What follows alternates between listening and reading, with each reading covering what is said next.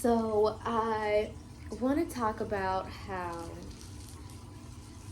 being uncomfortable is the precursor to change.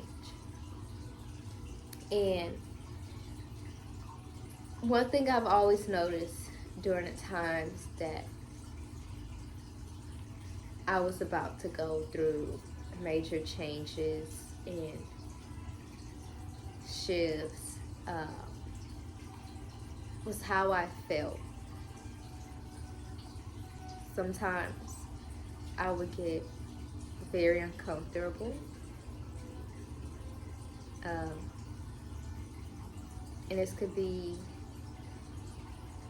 this uncomfortability can be due to a few different things.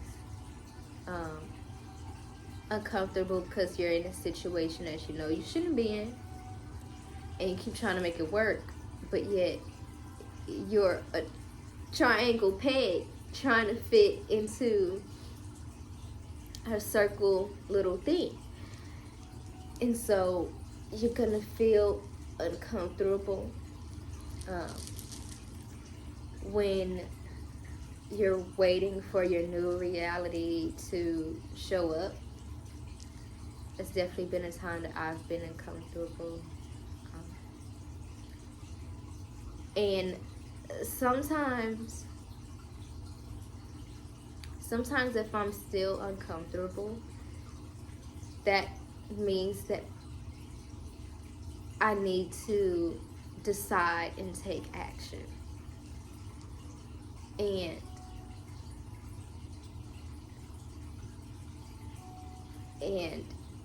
not taking action in a sense of do more, hustle, go.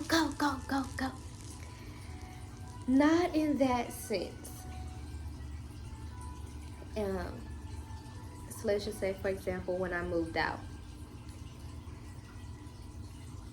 during that whole entire childhood, I was ready to go. I was always waiting for that moment to live.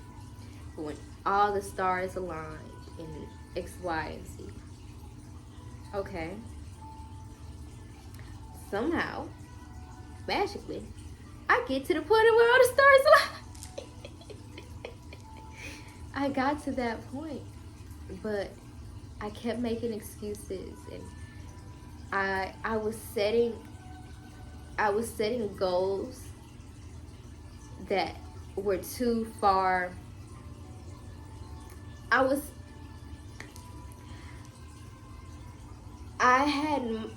had ideas in my head, but they were for future Micah and not for present future Micah.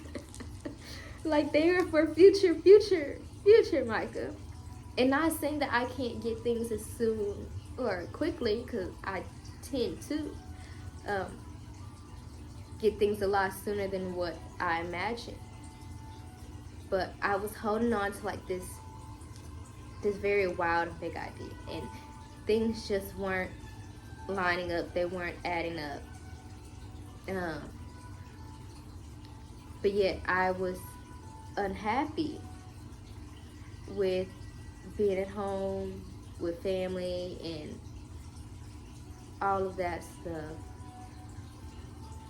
But I was getting more and more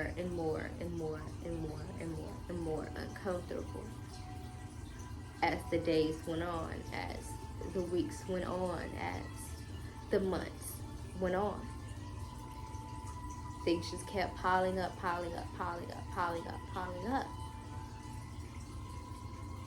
And then one day I just exploded and was like, I'm gone.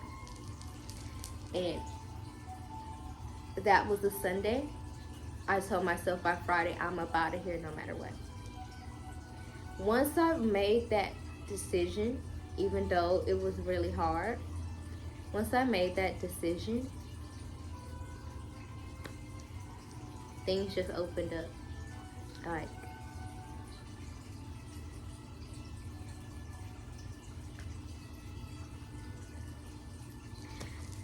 And I'm like, I could have been did this. I could have did this a long time ago. Like, why was I waiting so long? And so I started to realize that being uncomfortable and being frustrated for me is a huge sign that I need to make a change. I need to make a decision. I need to really lock in. And not like in, because sometimes when people say lock in and stuff like that, they mean like, oh, work. Sometimes you could sit there and do 200 hours of work. But if you listen to your heart and realize, what do you actually want to do? If you do just 2 hours of that, that will outdo the 200 hours you could have done of just pure work. So other times of being uncomfortable was with jobs. I would feel very uncomfortable, very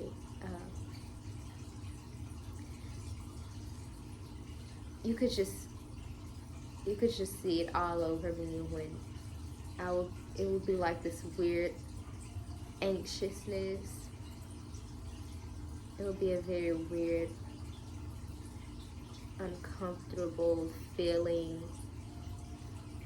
And once I made the decision to walk away from some of those jobs, it was just like an immediate release.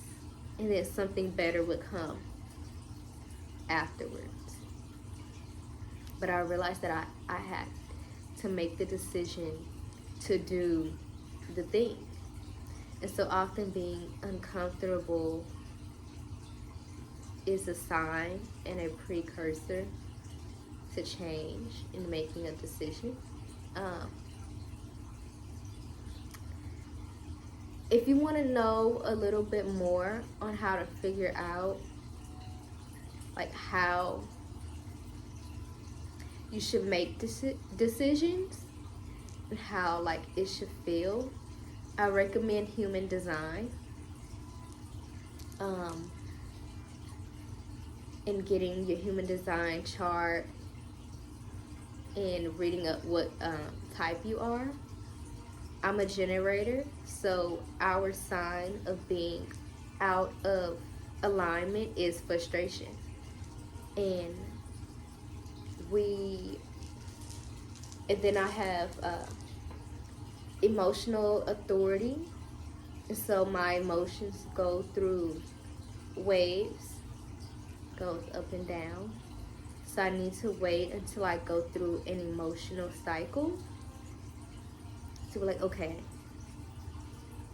this is what I really want to do. I've gone through the highs of highs. I've gone through the mediums. I've gone through the lows of lows, and I still want to do this thing. Like, it's still in the back of my mind.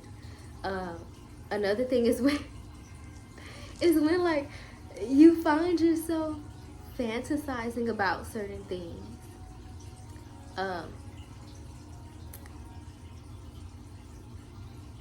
And just like daydreaming about it, like just thinking about it randomly throughout the day. Like that's a sign that you might need to be doing that thing. My nose is running a little bit. But that's a sign that you need to do that thing. If I've gone through the highs of highs, mediums, the lows, and I'm still daydreaming about it, I need to do it. I need to do it.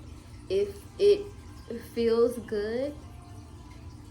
Another thing that I've had to learn is that it can feel good. Everything doesn't have to be hard. It doesn't have to be, it doesn't have to drain the life out of you. Um, it doesn't have to be difficult. It doesn't have to be time consuming.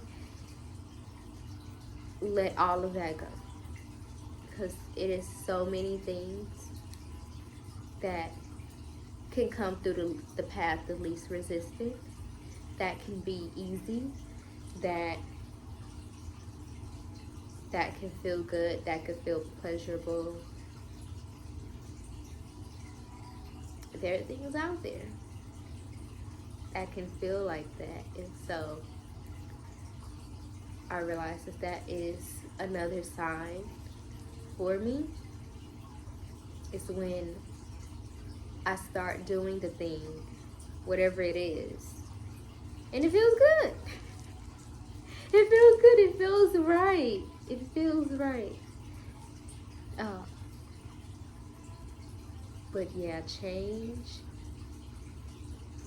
and being uncomfortable tend to go side by side. And being uncomfortable tends to be a precursor to change. And sometimes it can kind of hint at you to make a decision. So I definitely recommend looking up your human design chart, getting more info about yourself, because it can help you make better decisions and understanding, okay, how is this showing up in my body? Because your body's not gonna lie. That is the beautiful thing about being human, is that, you know, we have this higher brain and all of this and all of that, and but our primitive ways is gonna give it away. It's gonna give it away, and your body will always tell you if something is wrong, if something is right. If something is right, you're gonna feel good all over your body, all the time. When something is no longer right, it's not gonna feel right. It's not gonna feel right. It's not gonna feel right. Definitely look at your human design. Get some info about how you make decisions, because I think they have so generators are most people. That tend to be like the main, that's like the largest group. Then there's like manifestors, then there's projectors, and then reflectors. I don't know too much about the other ones because I'm not one of the other ones. I'm a generator. And so, yeah, definitely go and look up your chart.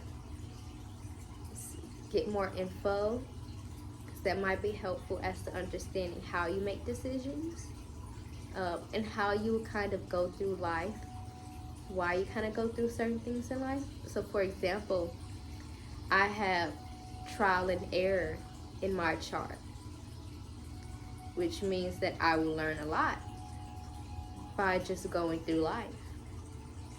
I'll be able to teach and help people through the things that I've learned throughout my life. Trial, error, observation.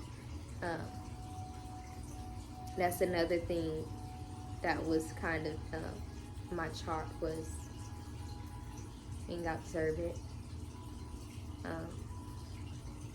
Knowing, it'll also tell you which centers, which of your chakras are open and which ones are closed. They're like, it's called defined or undefined. And if it's undefined, that means that you're a lot more susceptible. I think it is susceptible. you're a lot more susceptible to other people's energy and their beliefs when it comes to things that are associated with that kind of chakra area.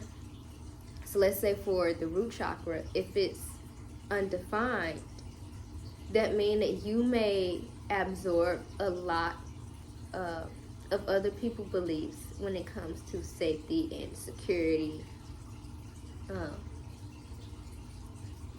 And so how other people around you feel about safety and security might affect you a lot more than it would somebody whose root chakra is defined, because they're stuck in their own beliefs. With somebody's chakra is defined, they have their own way. They're not really gonna listen to other people as much. But when you have an undefined area, you're gonna be a lot more absorbing to other people's beliefs and things like that. So hope this video was helpful,